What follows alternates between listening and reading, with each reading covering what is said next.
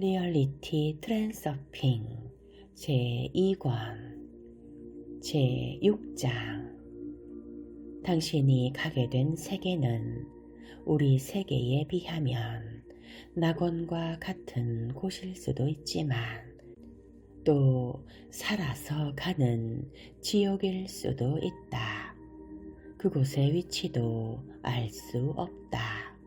그것은 지구에서 수백만 광년 떨어진 곳일지도 모르고 당신이 마시던 커피 속일지도 모른다. 그 세계는 매우 먼 곳일 수도 있고 아주 가깝지만 다른 차원의 곳일 수도 있다. 1권의 제1장에서 말했듯이 당신의 눈앞에는 무한 공간이 사방으로 끝없이 펼쳐져 있다. 그 병존 우주가 먼 곳에 있든 가까운 곳에 있든 그것은 상관없다. 그 속에서는 길을 잃고 헤매기가 십상이라 돌아온다는 것은 지극히 어려운 일이기 때문이다. 아스트럴체로 물질 세계를 여행하는 문제는 여기서 논하지 않을 것이다. 아스트럴체란 감정과 욕망으로 이루어진 미묘한 신체, 즉 육신을 남겨두고 이 신체만 가지고 물질계를 마음대로 여행하는 능력을 가진 이들이 있다고 한다. 여기에는 다른 메커니즘이 작용하며 트랜서핑과는 전혀 관계가 없다. 게다가 그것은 위험한 일이다. 전반적으로 말해 꿈은 트랜서핑과 간접적으로만 관계된다. 우리가 할 일은 냉혹한 현실로부터 꿈의 세계로 도망가는 게 아니라 우리의 실질적 현실을 더 편안하고 즐거운 것으로 만드는 것이다. 꿈을 두려워할 필요는 없다. 하지만 그것을 가볍게 생각해서도 안 된다.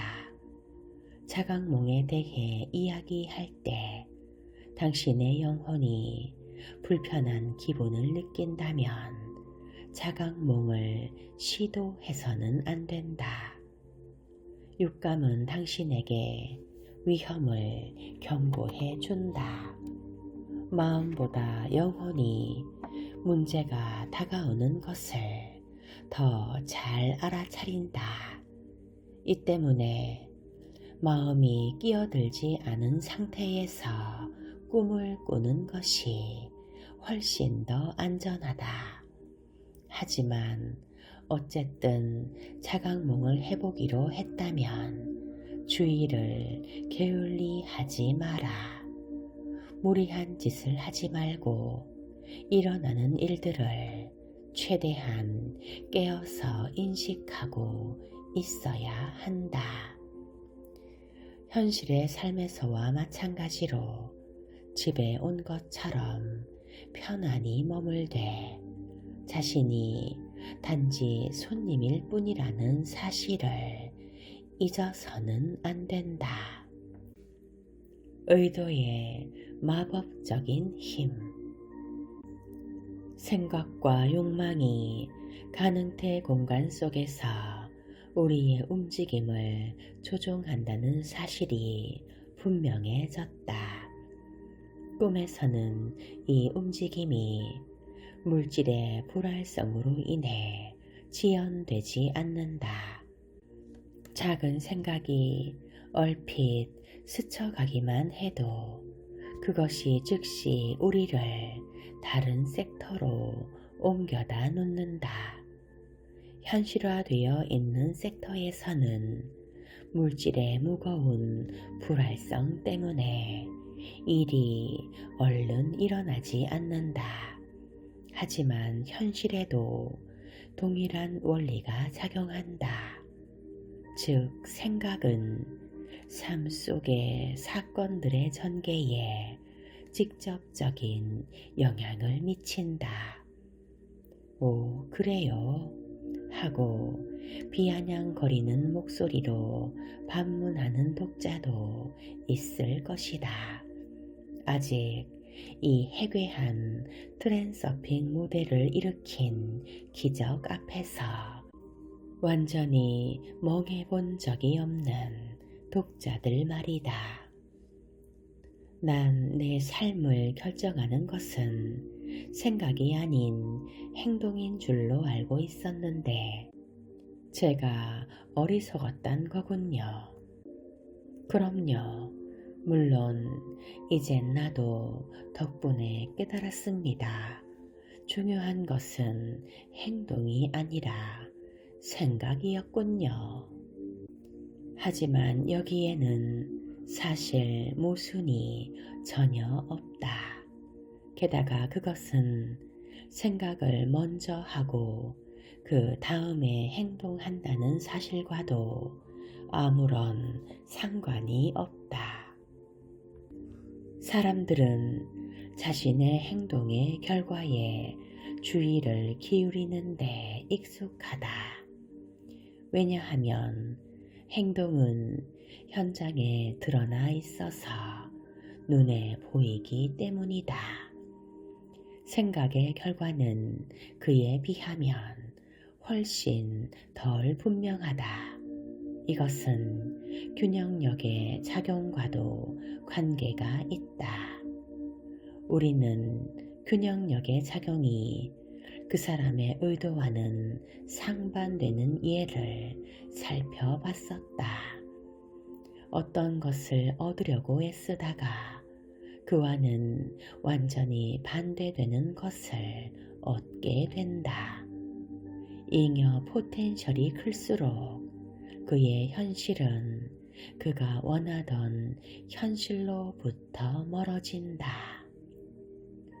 그는 세상이 왜 그토록 이상하게만 돌아가는지에 설명을 찾지 못한다. 그럼에도 그는 자신이 뭔가를 잘못했거나 아니면 세상이란 것이 원래 그렇거나 또 아니면 꿈이란 엄청나게 고생을 해야만 이루어지는 것이라고 자신을 설득하려고 애쓴다. 트랜서핑 모델에 실제로 모순이 있는 것처럼 보일 수도 있다. 한편에서는 우리를 통과해가는 에너지가 생각에 의해 변조되고 이 에너지가 사람들을 그 생각에 어울리는 인생 트랙으로 데려다 놓는다고 주장하기도 한다. 아니면 생각이 우리를 그에 어울리는 시나리오와 무대 장치가 있는 섹터로 데려다 놓는다고 한다. 이것이 정확하게 꿈속에서 일어나는 일이다. 그런데 또 다른 한편에서는 생각은 현실에서 큰 의미가 없어 보인다. 왜냐하면 단지 생각하는 것만으로는 원하는 것을 얻을 수가 없기 때문이다.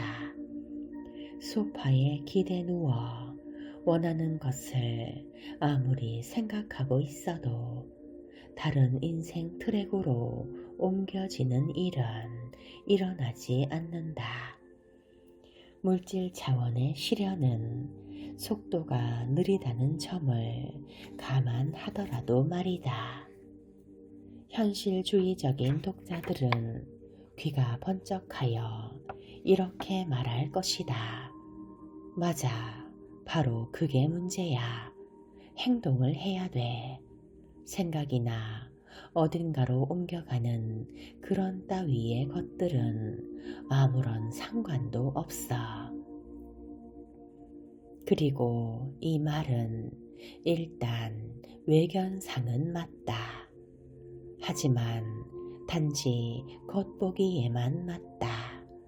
실제로 이 모순은 겉으로만 그렇게 보이는 것이다.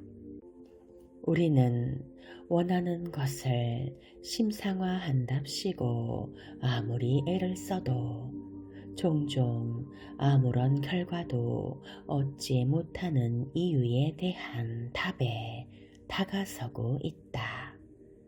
아시다시피 첫 번째 명백한 이유는 원하는 것을 얻으려고 애쓸 때 생겨나는 잉여 포텐셜과 관계된다. 두 번째 이유는 가능태가 물질적으로 현실화될 때 개입되는 불활성이다. 우리가 실패하는 이유는 아주 종종 목표를 향해 충분히 끈기 있게 노력하지 않기 때문이다. 많은 목표들이 단지 현실화될 시간을 갖지 못한 이유로 이루어지지 않는다. 특히 목표를 향한 열정이 금방 식어버려서 역경 앞에서 포기해버리는 경우가 바로 그것이다. 어쩌면 당신의 삶에서도 실제로 자신이 어떤 것을 주문했던 사실조차 까맣게 잊어버리고 모든 희망도 버리고 있을 때 뒤늦게야 원했던 것을 얻게 되었던 기억이 있을지 모른다. 많은 사람들이 저지르는 또 한 가지 실수는 모든 것을 한꺼번에 얻어내려고 덤벼드는 것이다. 한꺼번에 연관성이 없는 여러 가지 목표를 정해놓으면 당신의 정신적 에너지는 허공 속으로 헛되이 흩어져 버린다. 가능태 흐름은 당신이 여러 방향으로 동시에 헤엄치도록 허락하지 않는다. 하나의 특정한 섹터로 주의를 돌려 모든 노력을 하나의 정해진 목표에 집중한다면 큰 효과가 있을 것이다. 이 문제는 다음 장에서 다시 논하겠다.